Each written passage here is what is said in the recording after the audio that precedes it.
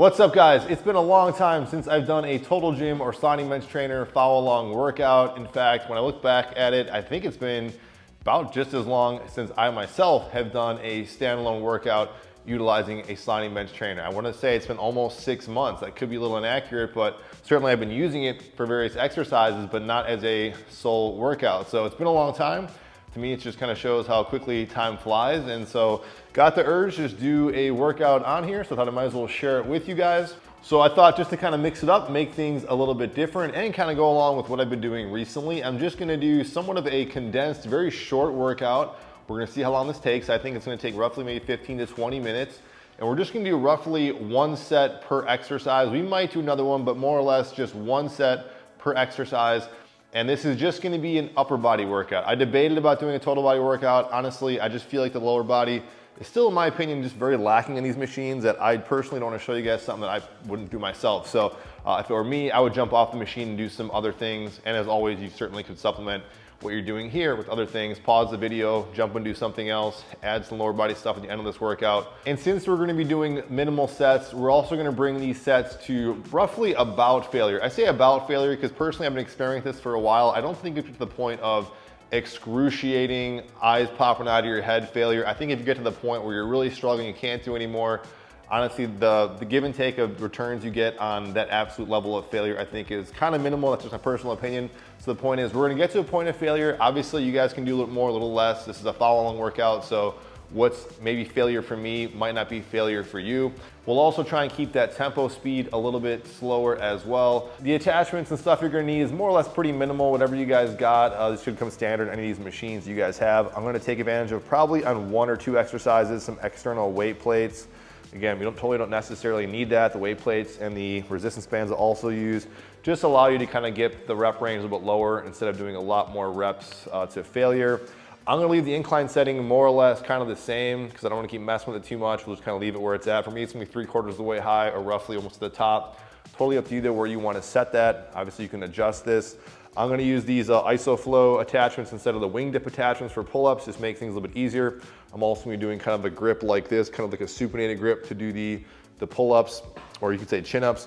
I will use just a basic, simple wingdip attachments, and these have kind of been broken into a little bit. So unfortunately, mine have kind of worn out, but some sort of wingdip attachments for inverted shoulder presses. I for sure would normally have my swivels on there. I just can't find the other one. I'm always messing around with stuff, so unfortunately, I'm gonna have to go buy another set of swivels. This makes a big difference. Honestly, even when I was just messing around with my chains I got on here, kind of gives some kind of torque to it, so I didn't like that. But I do have some extra chains in there for more extension. Totally unnecessary though. But that is the intro, guys. Anything found in this video can be linked down below in the description box. If you like this content, want to see more, please consider liking, sharing, and subscribing. Let's jump into this workout. Okay, starting off with a chest press. Feel free to put on any external resistance that you like. I'm just gonna be leaving this incline setting fairly high, like I said.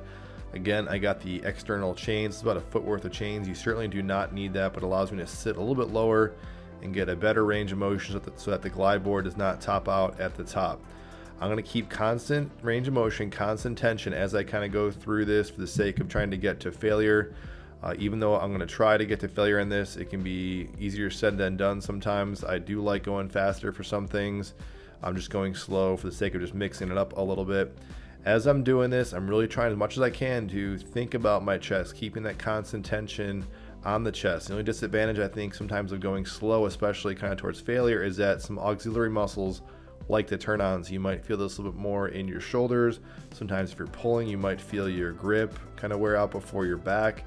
Regardless, angle yourself, whatever you have to do to get that positioning just right. For me, this feels great.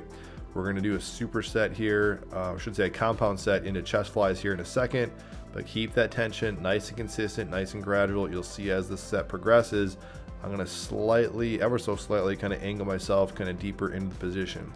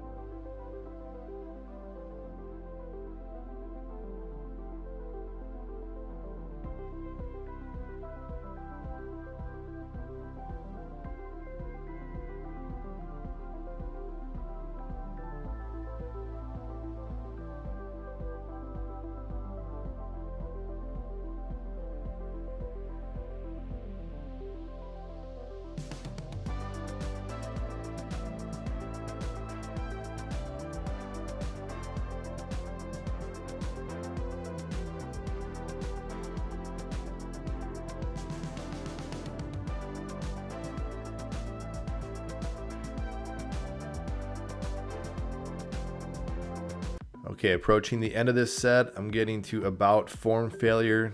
That tempo and that speed is getting a little bit slower.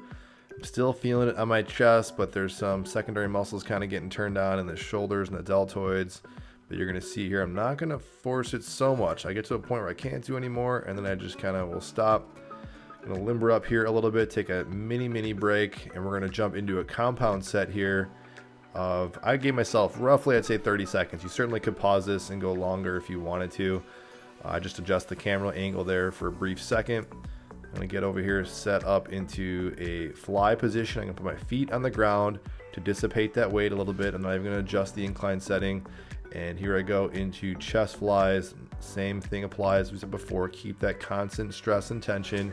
Your range of motion, your shoulder health, or just how your shoulders feel in general, it's gonna be up to you how far back you wanna go. I wouldn't go increasingly far back, but regardless, whatever you're doing, trying to keep that tension consistent throughout the chest. You'll notice some very slight, just technique things that I'm gonna adjust as I do this fly. I'm almost more or less through a chest line, kind of doing a little bit of a bear hug. You can see my elbows are slightly bent. I'm coming here and I'm squeezing almost like I'm wrapping around kind of a tree trunk and then squeezing my chest together. So there's a lot of that going on, especially towards the end of this set. I'll do a little bit more of that. And again, what you can't see is I might be doing a very gradual but subtle assistance from my feet.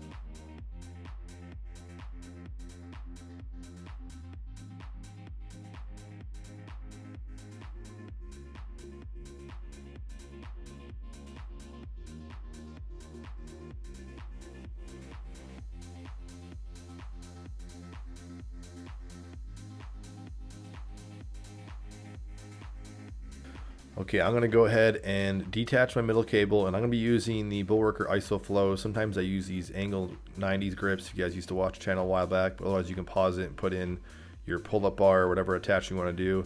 You can really do any pull-up you want, but I'm gonna do this supinated grip or palms up grip, almost kind of like a pull-down effect.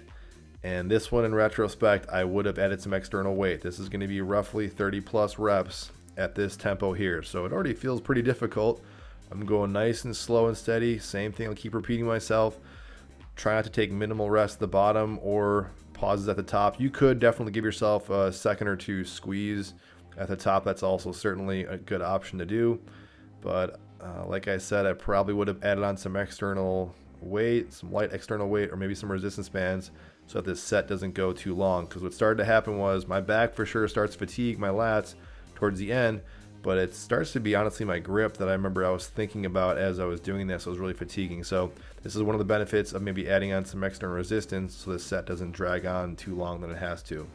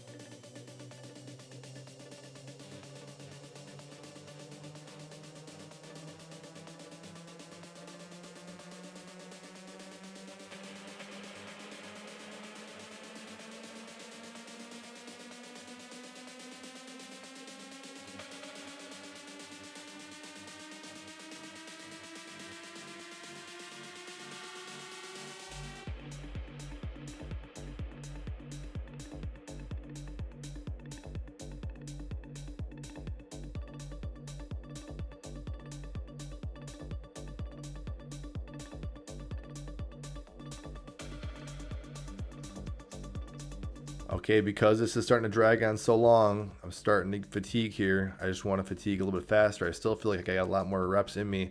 I'm going to start gradually increasing the rep speed a little bit here towards the end, but up to you. You can keep it in this slow tempo, or you can start going a little bit faster so you can kind of start to fatigue those muscle fibers a little bit quicker.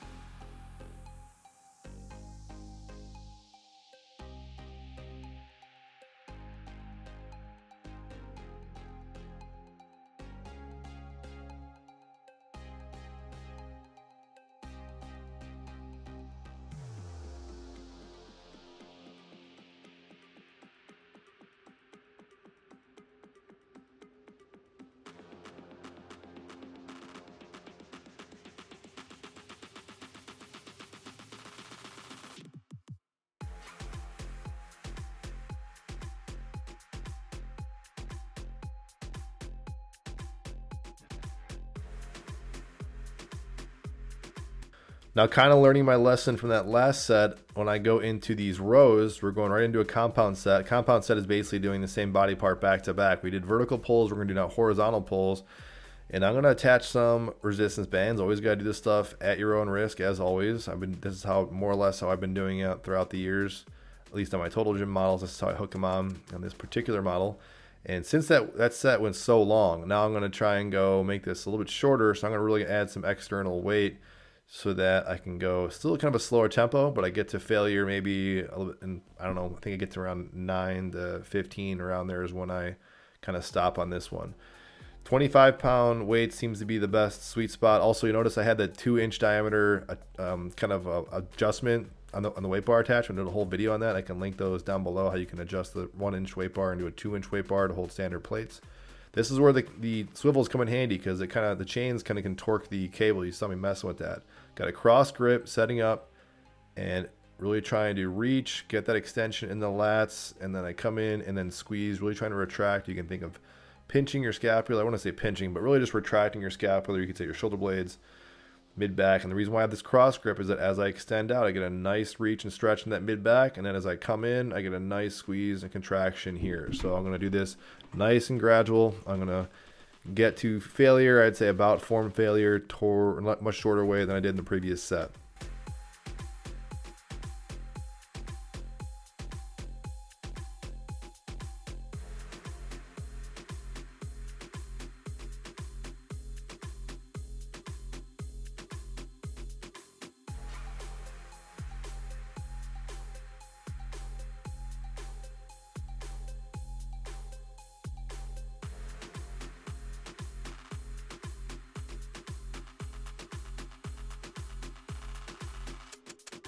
All right, now we're going to go into inverted shoulder presses, or some sort of shoulder motion press. I'm going to take these other external weight plates off. I'm personally going to leave the 2 bands on. I got them both sides. Go ahead and pause the video if you have to, while you go ahead and set up your shoulder press attachments, whatever you guys got. Now, depending on how flexible your shoulders are, I would have probably scooted up a little bit. I drifted back kind of a tiny bit as I did this press, but you can scoot as far back or as far forward as you want to do this press. I've been lately liking to do more of a neutral grip, but on this one, just kind of go with what you got. Again, I'm trying to keep constant tension. I'm not resting at the bottom, and I'm not really resting at the top.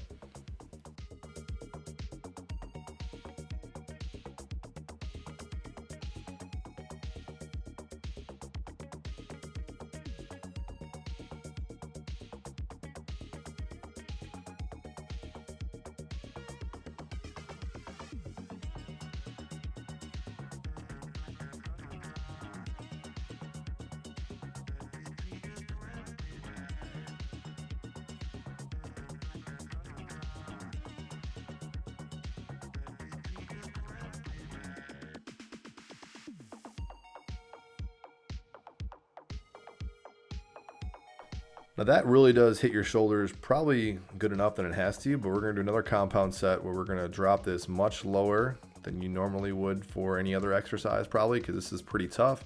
We're gonna go inverted lateral raises. I'm taking those bands off because they're gonna be not necessary. Not to mention we're already kind of pre-fatigued, pre-exhausted, you could say, the deltoids. Just gonna go back inverted, and this is actually where the chains or some sort of extension come in handy, just so you get a little more range of motion here. Nice and gradual as I'm coming up, nice and slow. Same kind of thing's gonna apply here, and just go in a nice, smooth, and steady tempo.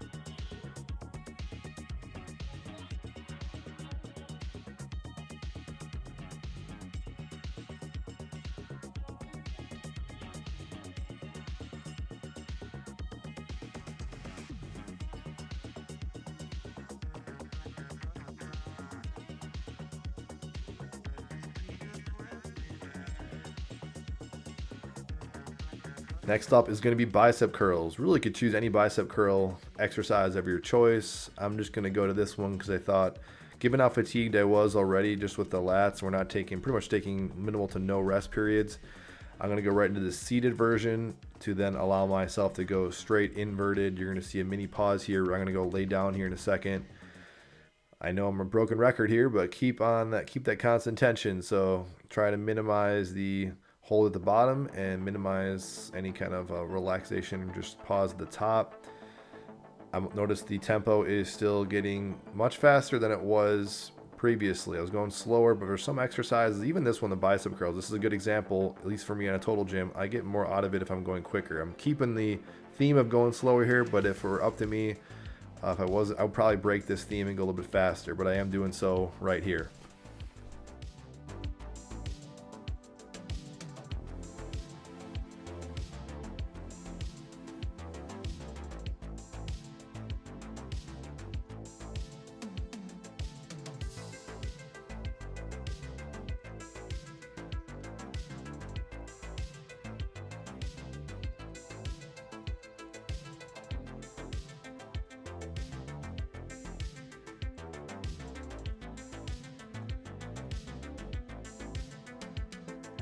Okay, finally is going to be some sort of tricep exercise to finish this off. Really, again, like I said, the biceps, do whatever one you want to do. I like this one because it's really hard to cheat it. This prone face down, the glide board, tricep press down. Main thing is trying to maximize that elbow flexion and full extension. And that's pretty much it. Notice I'm going pretty fast, a little bit faster than normal from this exercise, from this workout. I think as this workout progressed, I really started to appreciate why I've said many times that I personally think, well, going slower cadence tempo feels great in other things. I think the faster tempo really works out best, I personally think, as far as how I feel the stress and stimulus on the muscles on a total gym. That's my personal opinion though, but just going a little bit faster, still moderately slow in this last exercise. I'm going to adjust myself. I am using my feet here a little bit for slight dissipation of weight for some mini assistance, but you might have caught that otherwise. I'm just trying to go again to pretty much form failure on this one.